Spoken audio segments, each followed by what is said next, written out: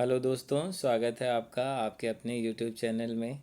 आज हम class 12th NCERT के बुक जो है राजनीति विज्ञान पॉलिटिकल साइंस, जिसका कोड है 028, इसके सिलेबस के ऊपर चर्चा करेंगे। जानेंगे कि कौन से चैप्टर्स आने वाले हैं, कौन कौन से टॉपिक्स उसके अंदर नए जुड़े हैं और साथ में कब तक हमें ये सिलेबस कंप्लीट कर लेना है।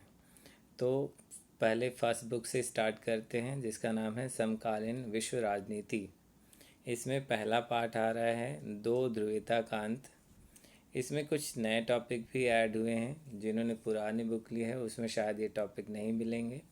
तो इसमें सोवियत संघ का विघटन आपको पढ़ना है, एक ध्रुवीय विश्व, मध्य पूर्व का संकट, जिसमें अफ़गानिस्तान संकट पढ़ेंगे आप, और खाड़ी के युद्ध के बारे में भी पढ़ेंगे, लोकतांत्रिक राजनीति और लोकतांत्रिकरण CIS जो संगठन है, और 21वीं सदी CIS और 21वीं सदी अरब स्प्रिंग के बारे में पढ़ेंगे।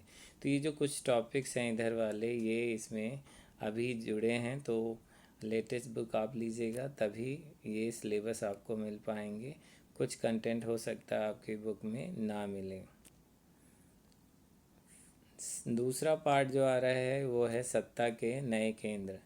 अब इसमें भी कुछ नई चीज़ें ऐड हो गई है। तो इसमें पहले था सत्ता के वैकल्पिक केंद्र, इसकी जगह भी क्या है, नए केंद्र। तो इसमें यूरोपियन यूनियन पहले भी ऐड था, आसियान पहले भी ऐड था, सार्क ऐड था, लेकिन ब्रिक्स और राष्ट्र में रूस चीन तो ऐड था, लेकिन इज़राइल भारत ऐड था, लेकिन जापान दक्षिण कोरिया ये ऐड नहीं था। तो इसको भी आपने पढ़ना है। तीसरा पार्ट आ रहा है समकालीन दक्षिण एशिया। तो दक्षिण एशिया के लोकतंत्रीकरण में संघर्ष और शांति के लिए किए गए प्रयास, पाकिस्तान, नेपाल, बांग्लादेश, श्रीलंका और मालदीव भी इसमें ऐड हो गया है। तो आपको इसको भी ध्यान में रखना है, पढ़ना है। फिर है इसमें चौथा पार्ट, जिसका नाम है संयुक्त राष्ट्र और इसके संगठन। इसमें संयुक्त राष्ट्र के मुख्य अंगों के बारे में पढ़ेंगे, मुख्य एजेंसियों जिनमें यूनेस्को, यूनिसेफ, WHO, ILO, सुरक्षा परिषद और इसके विस्तार की आवश्यकता, इसको हम पढ़ेंगे इस चैप्टर में। ये आएगा आपके पेपर में। समकालीन विश्व में सुरक्षा, तो इस चैप्टर में हमें सुरक्षा का अर्थ क्या है यानी आशय, सुरक्षा के प्रकार जैसे आंतरिक सुरक्षा, बाह्य सुरक्षा, इस सब को, और आतंकवाद, ये टॉपिक इसमें पढ़ना है। पर्यावरण और प्राकृतिक संसाधन अगला पार्ट है। वैश्विक तापन, जलवायु परिवर्तन, प्राकृतिक संसाधनों का संरक्षण, ये इनके अंदर पढ़ने हैं। नेक्स्ट चैप्टर है हमारा वैश्वीकरण। वैश्वीकरण का हमें आशय यानी इसकी परिभाषा, एक तरीके से मतलब क्या होता है, अभिव्यक्तियाँ और वाद विवाद, वैश्वीकरण को लेकर जो अलग अलग राय है उसको, इन सबको इसमें देखना है। फिर हमारी सेकेंड बुक आ जाती है। तो सेकेंड बुक का नाम है स्वतंत्र भारत में राजनीति। सेकेंड बुक में राष्ट्र निर्माण की चुनौतियाँ, ये पढ़ना है। इसके अंदर क्या पढ़ना है, तो राष्ट्र और राष्ट्र निर्माण, सरदार वल्लभ भाई पटेल, राज्यों का एकीकरण, राष्ट्र निर्माण पर नेहरू का दृष्टिकोण, विभाजन की विरासत, शरणार्थियों के पुनर्वास की चुनौतियाँ, कश्मीर समस्या, भाषा पर राजनीतिक संघर्ष, भाषा के आधार पर राज्यों का गठन, ये टॉपिक इसके अंदर आएंगे। फिर है नियोजित विकास। तो इसमें भारत के आर्थिक विकास का बदलता स्वरूप, योजना आयोग, पंचवर्षीय योजनाएं, राष्ट्रीय विकास परिषद और लेटेस्ट नीति आयोग, इसको हमें पढ़ना है। और इतना सारा सिलेबस कंप्लीट हो जाना है 30 सितंबर तक, 30 सितंबर 2022 तक। और इसके बाद आपके मिड टर्म के एग्ज़ाम होंगे यानी मध्य अवधि परीक्षा हो जाएगी।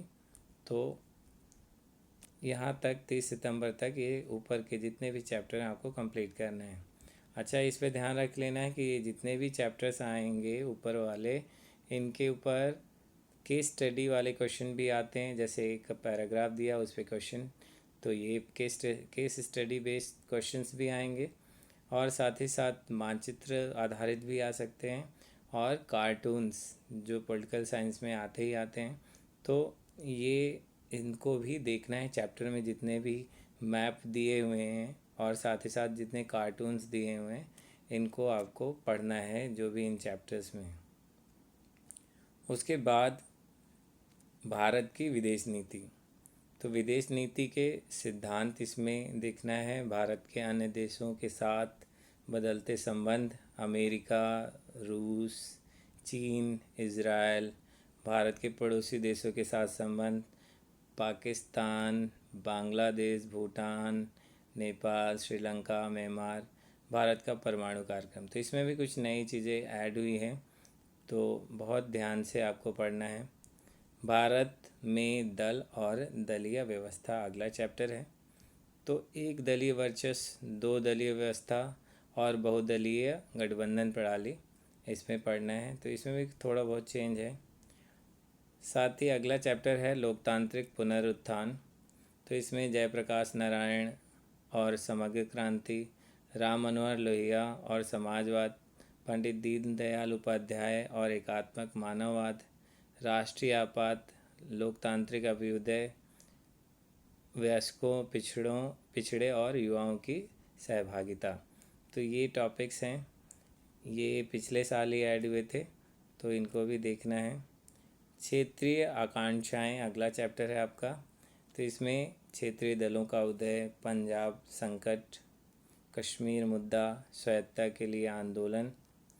और नेक्स्ट चैप्टर है भारतीय राजनीति, नवीन प्रवृत्तियां और विकास। तो इसमें हमें पढ़ना है गठबंधन का दौर, राष्ट्रीय मोर्चा, संयुक्त मोर्चा, संयुक्त प्रगतिशील गठबंधन, जिसको हम यूपीए भी बोलते हैं, यूपीए 1, 2, फिर उसके बाद बीजेपी एंड उसके भी जितने भी घटक दल वाला जो गठबंधन है, उसको राष्ट्रीय जनतांत्रिक गठबंधन यानी एनडीए कहते हैं। तो एनडीए 1, 2, 3, 4, विकास और सुशासन के मुद्दे। तो इसमें भी कुछ चीज़ें और ऐड हुई हैं, लास्ट ईयर भी आई थी, तो इसको बहुत ही ध्यान से देखना है जो ऐड हुए हैं। पोल साइंस में काफ़ी वेरिएशन आया हुआ है, तो उसको आपने देखना है। हो सकता है इनमें से कुछ कंटेंट आपको एनसीईआरटी में ना भी मिले, आपको हो सकता है नेट से भी देखना पड़े। और इतना, ये जितने भी चैप्टर हैं इस पे भी केस स्टडी बेस्ड क्वेश्चंस आने हैं, उनको आपको प्रैक्टिस करनी है। मानचित्र की प्रैक्टिस करनी है, कार्टून आते ही हैं उनको भी करना है। ये सारा सिलेबस आपको कंप्लीट कर लेना है 15 दिसंबर 2022 तक। उसके बाद इसका रिवीजन शुरू हो जाएगा, और साथ ही आपके वार्षिक परीक्षाओं का कार्यक्रम शुरू हो जाएगा, प्री बोर्ड वगैरह। तो प्रोजेक्ट वर्क के ऊपर काम होगा। प्रोजेक्ट क्या आने वाला है, थोड़ा सा इस पर भी चर्चा कर लेते हैं। तो प्रोजेक्ट वर्क जो है आपका वो 20 मार्क्स का होगा, और इस 20 मार्क्स में भी 10 मार्क्स जो मिलते हैं, नंबर मिलेंगे, वो वाइवा के लिए हैं। 10 मार्क्स फॉर प्रोजेक्ट वर्क जो आप फाइल बनाओगे उसके लिए मिलेगा।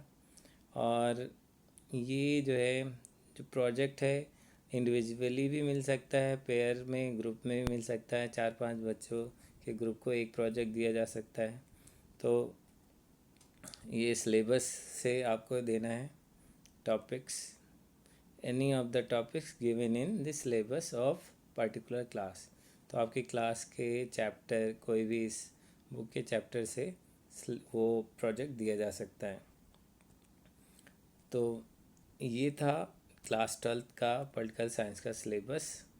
अगर आपको कोई डाउट है तो कमेंट बॉक्स में कमेंट करके आप मुझसे पूछ सकते हैं।